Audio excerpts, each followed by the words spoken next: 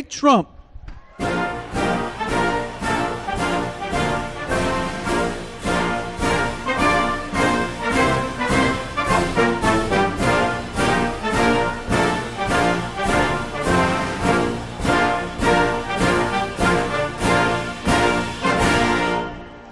Thank you very much. Thank you.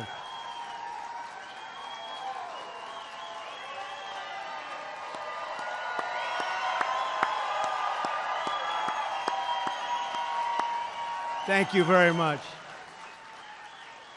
It's so nice, and we appreciate it, and all of the people outside that were waving proudly the American flag. Believe me, we appreciate it very much. I want to thank Jerry Cook, Steve Burney, and all of the tremendous employees here at the Lauren Cook Company for hosting us today. Where is Jerry? Where is Jerry? Thank you, Jerry. What a job. I've heard so much about you. It's a great honor to know you, Jerry. Thank you. I also want to welcome the many distinguished guests who are here with us for this very important event. Secretary of the Treasury, Steve Mnuchin. Thank you, Steve.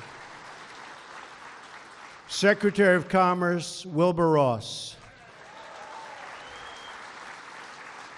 Small Business Administrator, which, by the way, is a very large business, I will tell you that, Linda McMahon, a friend of mine.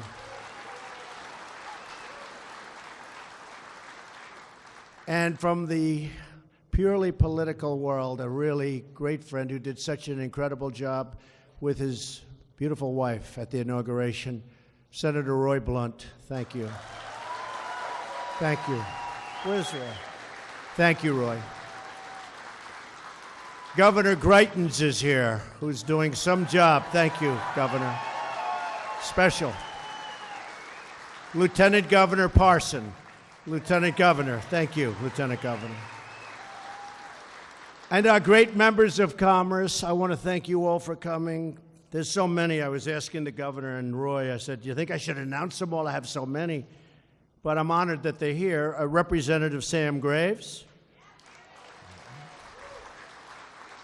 Representative Vicky Hartzler. It's been terrific. My friend for a long time and just somebody that he liked me from the beginning and I liked him, Billy Long. Where's Billy? Billy. Right, Billy? Right from the beginning. Blaine Luetkemeyer. Where's Blaine? Good. Thank you, Blaine. Representative Jason Smith. Jason, thank you for everything, Jason. Representative Ann Wagner. Hi, Ann. Good job, Ann. And, I don't know, we have so many more. Anybody I forgot? Right? Everything okay? Good, I got it. You I remember more than anybody. Thank you all very much. I appreciate it. And to the congressmen, congresswomen, we very much appreciate you all being here. Thank you very much. Before we begin, I'd like to take a few moments to discuss the deeply tragic situation in Texas and Louisiana. As we all know, our Gulf Coast was hit over the weekend with a devastating hurricane of historic proportion. Torrential rains and terrible flooding continue to pose a grave danger to life and to property. Our first responders have been doing absolutely heroic work to shepherd people out of harm's way, and their courage and devotion has saved countless lives. They represent truly the very best of America.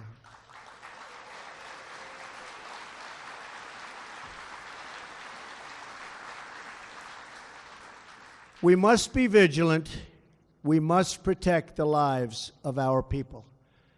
I was on the ground in Texas yesterday to meet with Governor Abbott, who is doing, by the way, an incredible job, and local officials, so that we could coordinate the very big and unprecedented federal response. In difficult times such as these, we see the true character of the American people, their strength, their love, and their resolve. We see friend helping friend, neighbor helping neighbor, and stranger helping stranger. And together, we will endure and we will overcome.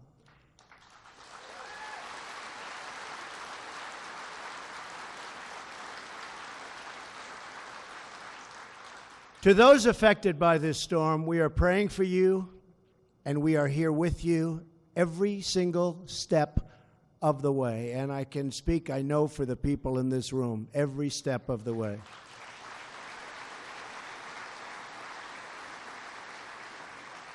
To those Americans who have lost loved ones, all of America is grieving with you, and our hearts are joined with yours forever.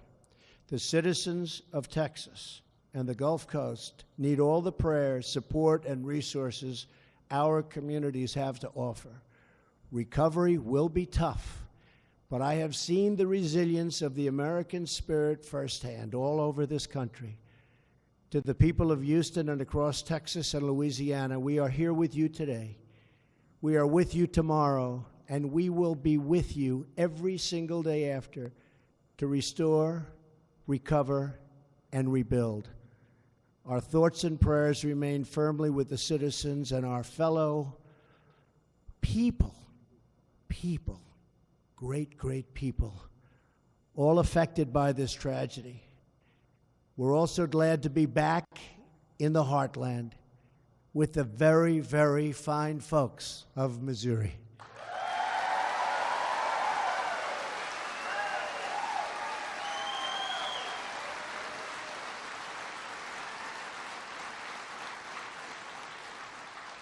And I said to Senator Blunt, and I said to Billy Long on the plane coming in, can I say Missouri, or should I say Missouri? Okay? And they said, whatever you want is okay. So I said, good. But I'm especially pleased to be here in Springfield, the birthplace of a great American icon, the legendary Route 66. Who would have known that? This is the place where the Main Street of America got its start. And this is where America's Main Street will begin its big, beautiful comeback that you are seeing it right now. This is a comeback of historic proportions. You're seeing it happen right now. Right? You're seeing it. We're here today to launch our plans to bring back Main Street by reducing the crushing tax burden on our companies and on our workers.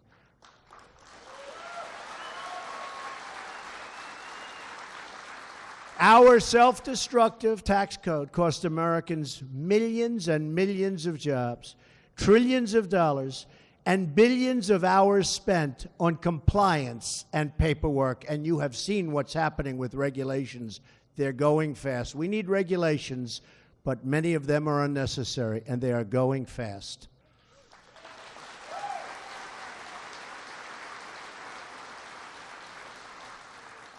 That is why the foundation of our job creation agenda is to fundamentally reform our tax code for the first time in more than 30 years.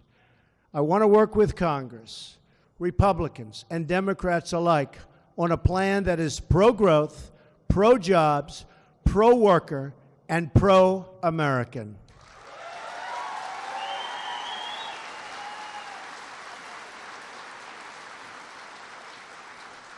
There is no more fitting place to launch this effort than right here in the American heartland, surrounded by hardworking men and women whose skill, determination, and drive are truly second to none.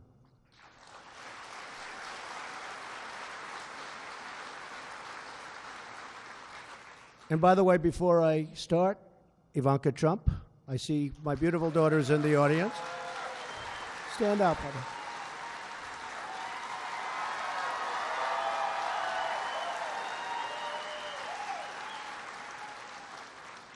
She's working very hard. I'm very proud of Ivanka.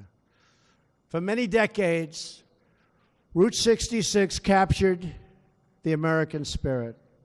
The communities along this historic route were a vivid symbol of America's booming industry. Truck drivers hauled made-in-America goods along this vital artery of commerce. Families passed through bustling towns on their way to explore the great American West. And high-quality manufacturing jobs lifted up communities, gave Americans a paycheck that could support a family. Mr. Cook is a great example of the people that do it. Yeah. Stand up, Mr. Stand up. Yeah.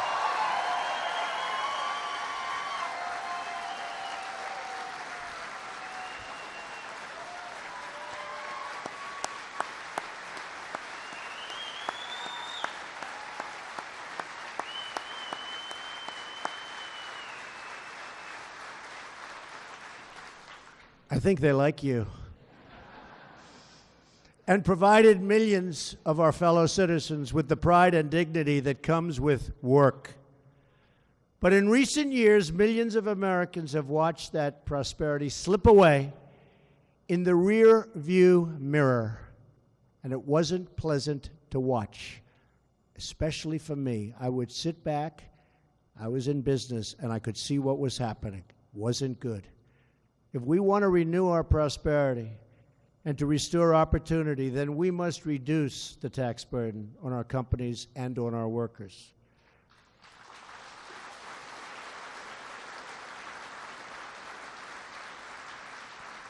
In the last 10 years, our economy has grown at only around 2% a year. You look at other countries and you look at what their GDP is. They're unhappy when it's 7, 8, 9. And I speak to them, leaders of the countries.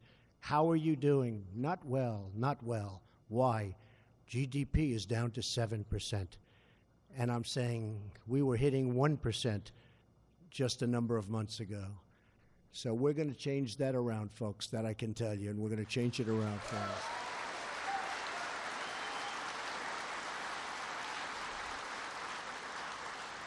And today, a very appropriate day that this should happen, we just announced that we hit 3% in GDP. It just came out.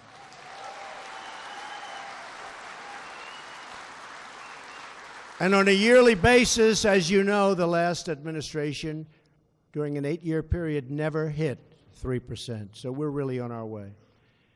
If we achieve sustained 3% growth, that means 12 million new jobs and $10 trillion of new economic activity over the next decade. That's some numbers.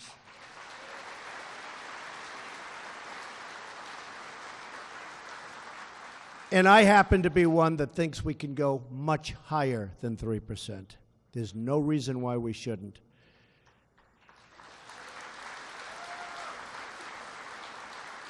So this is our once-in-a-generation opportunity to deliver real tax reform for everyday, hardworking Americans.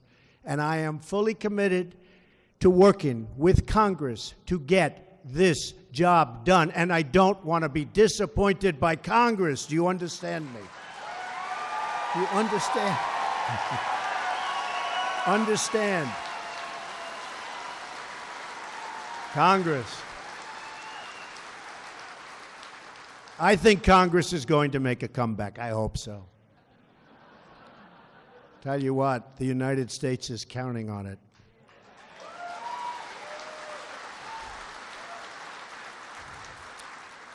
Here are my 4 principles for tax reform. First, we need a tax code that is simple, fair, and easy to understand. That means getting rid of the loopholes and complexity that primarily benefit the wealthiest Americans and special interests. Our last major tax rewrite was 31 years ago. It eliminated dozens of loopholes and special interest tax breaks, reduced the number of tax brackets from 15 to 2, and lowered tax rates for both individuals and businesses. At the time, it was really something special. Since then, our tax laws have tripled in size, and the tax code itself now spans more than 2,600 pages, and most of it is not understandable. Tax rates have increased, and special interest loopholes have crept back into the system. The tax code is now a massive source of complexity and frustration for tens of millions of Americans. In 1935, the basic 1040 form that most people file had 2 simple pages of instruction. Today, that basic form has 100 pages of instructions, and it's pretty complex stuff. The tax code is so complicated that more than 90% of Americans need professional help to do their own taxes. This enormous complexity is very unfair. It disadvantages ordinary Americans who don't have an army of accountants while benefiting deep-pocketed special interests. And most importantly, this is wrong. First and foremost, thank you. First and foremost, our tax system should benefit loyal, hardworking Americans and their families.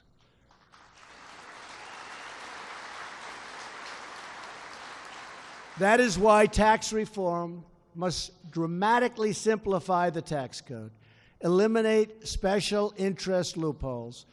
And I'm speaking against myself when I do this, I have to tell you. And I might be speaking against Mr. Cook, and we're both okay with it. Is that right? It's crazy. We're speaking, maybe we shouldn't be doing this, you know? But we're doing the right thing.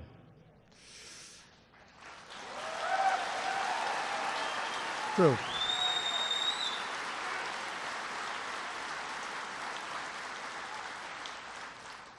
And allow the vast majority of our citizens to file their taxes on a single simple page without having to hire an accountant.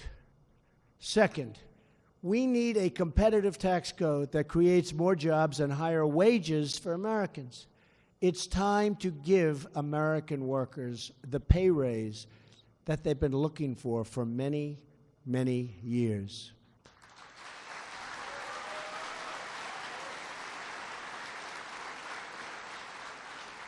In 1986, Ronald Reagan led the world by cutting our corporate tax rate to 34%. That was below the average rate for developed countries at the time. Everybody thought that was a monumental thing that happened. But then, under this pro-America system, our economy boomed. It just went beautifully, right through the roof. The middle class thrived, and median family income increased. Other countries saw the success. They looked at us. They saw, what is America doing? What's happening with the United States? And they acted very swiftly by cutting their taxes lower and lower and lower and reforming their tax systems to be far more competitive than ours.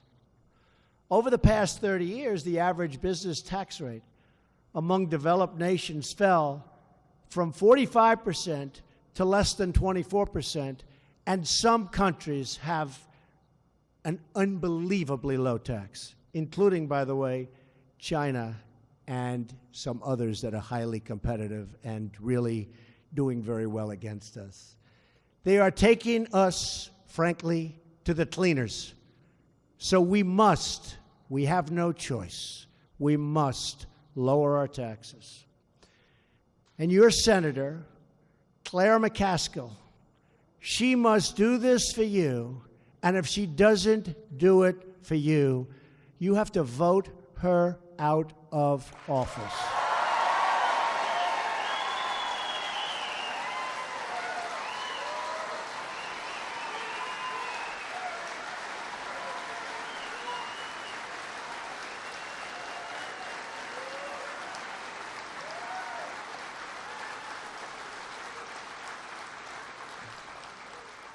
She's got to make that commitment. She's got to make that commitment. If she doesn't do it, just can't do this anymore with the obstruction and the obstructionists. If we don't get tax cuts and reform approved, potentially the biggest ever, we're looking for the biggest ever Jobs in our country cannot take off the way they should. And it could be much worse than that. But at a minimum, they won't take off the way they should. The Dems are looking to obstruct tax cuts and tax reform, just like they obstructed so many other things, including administration appointments and health care. Not one vote. We got not one vote to try and fix health care and get rid of Obamacare. The strategy of our economic rivals has worked. They made their taxes lower, and far lower in many cases than ours, and jobs left our country. Large corporations changed their business models by exporting jobs to other countries and then shipping their goods back to the United States, where they'd make massive profits and they wouldn't be paying tax to us either. So we lost the jobs, we lost the taxes, they closed the buildings, they closed the plants and factories. We got nothing but unemployment. We got nothing. Other businesses, even classic American brands, switched their headquarters to foreign countries.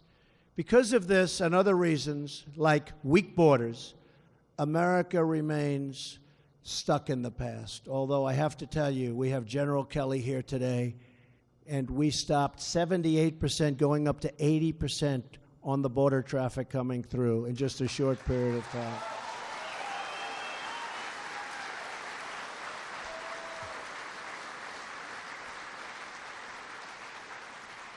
He's done some job. Whole different world out there right now. Today, we are still taxing our businesses at 35%, and it's way more than that. And think of it, in some cases, way above 40% when you include state and local taxes in various states. The United States is now behind France, behind Germany, behind Canada, Ireland, Japan, Mexico, South Korea, and many other nations. Also, with these countries, and almost every country, we have massive trade deficits, numbers that you would not believe. But this administration is going to fix that one by one. We're fixing it. We're working right now on NAFTA, the horrible, terrible NAFTA deal that took so much business out of your state and out of your cities and towns. And we're working on it. Let's see what happens.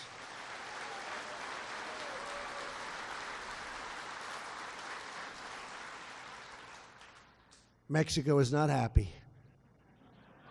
But as I told them, you made a lot of money for a lot of years and everybody left you alone. We got to change this deal, and hopefully we can renegotiate it. But if we can't, we'll terminate it and we'll start all over again with a real deal.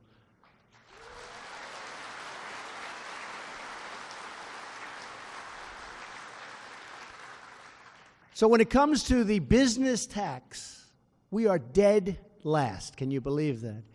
So this cannot be allowed to continue any longer. America must lead the way, not follow from behind. We have gone from a tax rate that is lower than our economic competitors to one that is more than 60% higher. We have totally surrendered our competitive edge to other countries. We have totally surrendered. We're not surrendering anymore.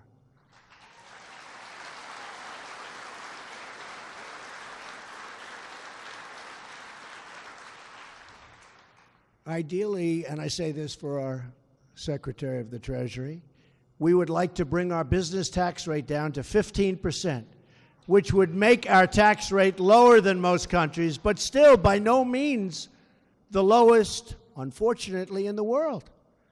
But it would make us highly competitive. In other words, foreign companies have more than a 60% tax advantage over American companies. They can pay their workers more, sell their products and services at lower cost, and still make more money than their U.S. competitors.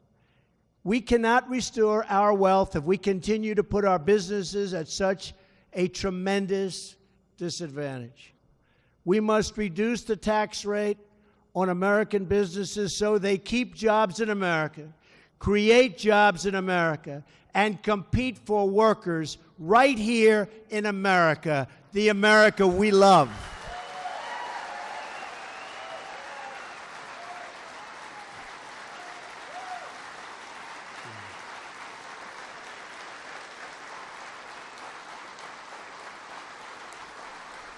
Thank you. Thank you very much. Because when businesses compete for labor, your wages will go up. Lower taxes on American business means higher wages for American workers, and it means more products made right here in the USA.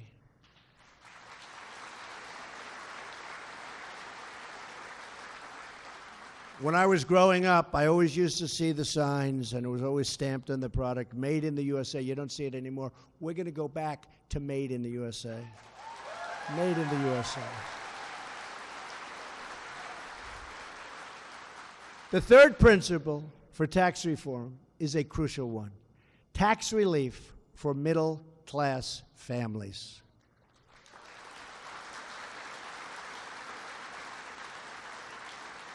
In a way, and I've been saying this for a long time, they've been sort of the forgotten people. But they're not forgotten any longer, I can tell you that. We will lower taxes for middle-income Americans so they can keep more of their hard-earned paychecks, and they can do lots of things with those paychecks. And that really means buying product ideally made in this country, but that means they'll go out and they'll spend their money, and it will be a beautiful thing to watch. This includes helping parents afford child care and the cost of raising a family. That's so important to Ivanka Trump.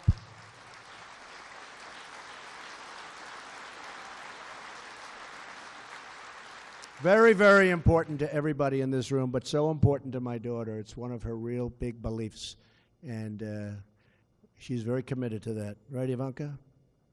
We believe that ordinary Americans know better than Washington how to spend their own money, and we want to help them take home as much of their money as possible and then spend it.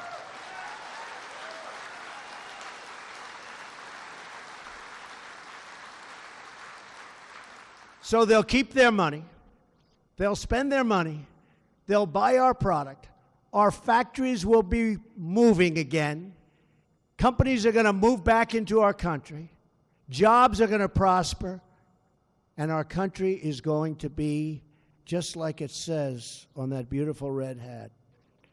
It says, "Make America Great Again." That's what we're going to do. Right? Fourth and finally, we want to bring back trillions of dollars in wealth that's parked overseas. Because of our high tax rate and horrible, outdated bureaucratic rules, large companies that do business overseas will often park their profits offshore to avoid paying a high United States tax if the money is brought back home. So they leave the money over there. The amount of money we're talking about is anywhere from $3 to $5 trillion. Can you believe that? By making it less punitive for companies to bring back this money, and by making the process far less bureaucratic and difficult, we can return trillions and trillions of dollars to our economy and spur billions of dollars in new investments in our struggling communities and throughout our nation. It's time to invest in our country, to rebuild our communities, and to hire our great American workers.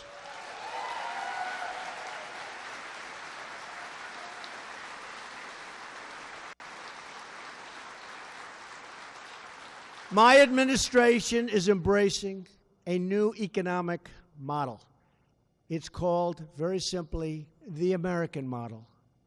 Under this system, we will encourage companies to hire and grow in America, to raise wages for American workers, and to help rebuild our American cities and communities.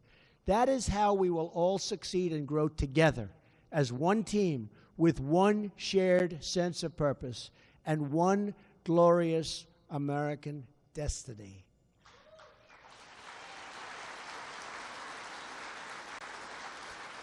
So today I'm calling on all members of Congress, Democrat, Republican, and Independent, to support pro-American tax reform.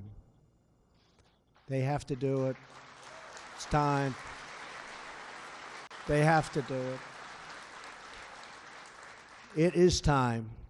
I'm calling on Congress to provide a level playing field for our workers and our companies, to attract new companies and businesses to our shores, and to put more money into the pockets of everyday hardworking people, and also into the pockets of our companies so they can continue to grow and expand.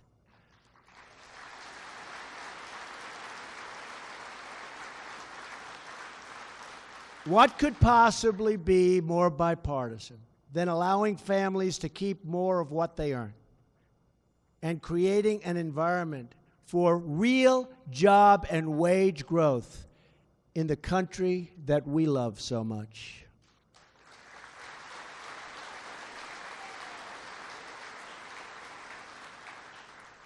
So let's put, or at least try to put, the partisan posturing behind us and come together as Americans to create the 21st century tax code that our people deserve.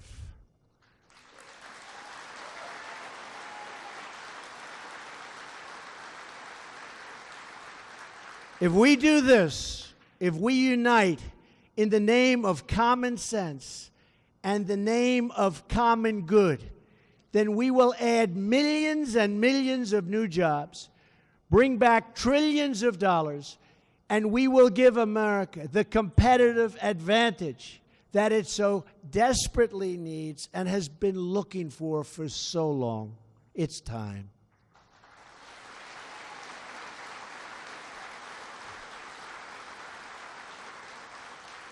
Products made with American hands, American labor, and American grit will once again be delivered throughout the world. That's true. True. It's time. Instead of exporting our jobs, we will export our goods.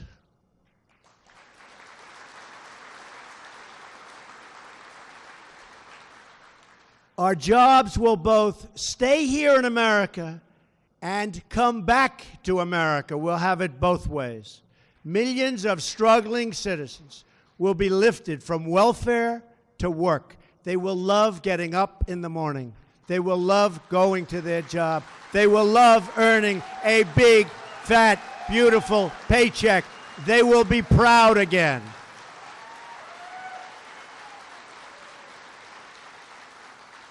That is the future I want for our people. That is the future I want for America, a nation where we are proud, prosperous, united, and free. Today, I am asking every citizen to join me in dreaming big and bold and daring things, beautiful things, for our country.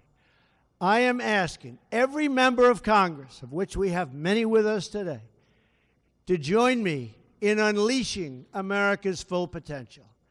I am asking everyone in this room and across the nation to join me in demanding nothing but the best for our nation and for our people. And if we do these things, and if we care for and support each other and love each other, then we will truly make America great again. Thank you. God bless you. God bless you, everybody. Thank you. Thank you very much. Governor, thank you. Thank you, Governor. Thank you, Senator. Thank you. Thank you, everybody. Thank you. Thank you.